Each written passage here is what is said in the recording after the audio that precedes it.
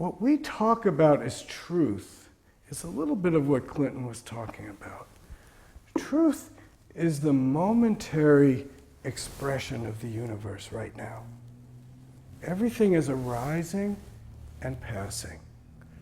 But truth is this momentary expression of the universe before we spin it, before we add commentary to it, before we make it into some idea.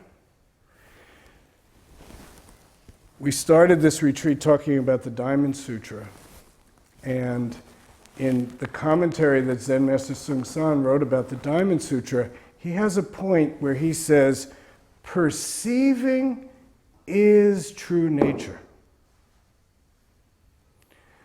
Perceiving is before thinking. You hear this. That perceiving is true nature.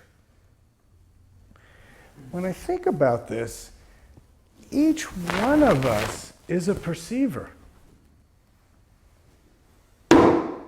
We don't even know that we all hear the same thing. But all of us hear something.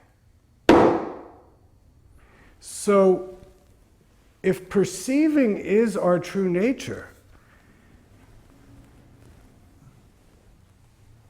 we're all a little bit of this massive, incredibly wide and huge universe. Each one of us has a very unique vantage point. We're all sitting in this room. There's about 25 of us. But there are 7 billion people in this world. Each one has its own vantage point.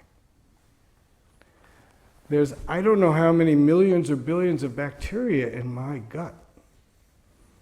Each bacteria has its own vantage point.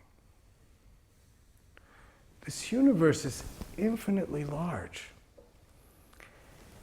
And each tiny little speck that can perceive is a little piece of that.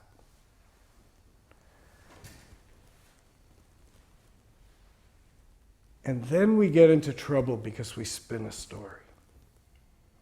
And we lose it.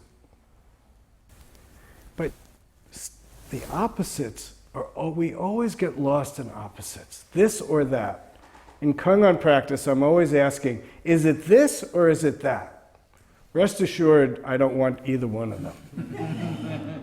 How do you split the duality and find the way right here? That's our job, and we don't know ahead of time. Right now we have to discover it. Right now is when we find out. Each one of us has our own perspective, our own vantage point. Each one of us is a particular combination of time and space.